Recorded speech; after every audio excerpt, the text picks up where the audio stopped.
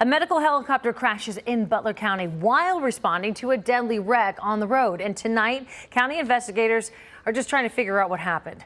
Reporter Larry Seward is live near the crash on 127, that is, near Collinsville.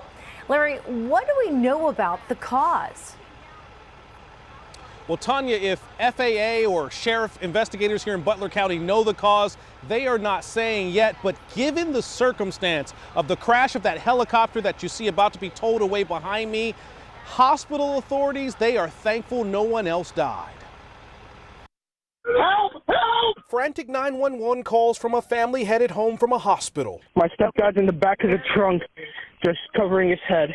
Okay. I don't think my grandmother's moving anymore. About to save a loved one and desperate to save another. She is pinned right now. We can't open the door or anything. Clinging to life. I am. Okay. After two pickup trucks crashed into each other on this stretch of 127 in Butler County near Collinsville at 4 in the morning. Continue care flight. First responders called for Care Flight, a medical helicopter similar to this one owned by Miami Valley Hospital and Premier Health. I have Air Care on the line. They're concerned about the tower that's behind that firehouse. Is this going to be at the ball field next to it? Yes, they've landed there several times. It's safe. I think there's one overhead of us now. They know not to land here, right? I believe they're supposed to be telling them now. This helicopter crashed with a nurse, pilot, and third crew member on board. The chopper clipped high voltage power lines. A spokesperson for Duke Energy told us the system locked out much of the electricity before the lines hit the ground, which prevented possible electrocution.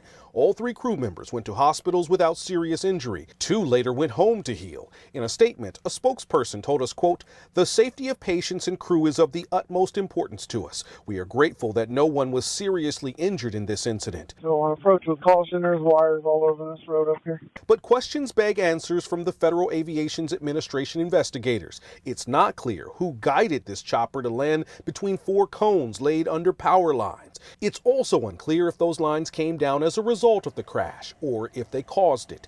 Either way, authorities plan to piece it together quickly.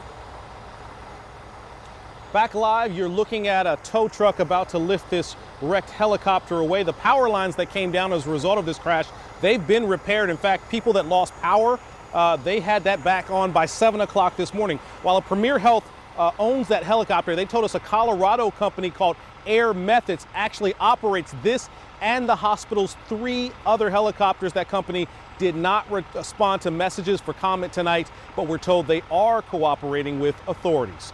We are live in Milford Township. Larry Seward, WCPL 9 News.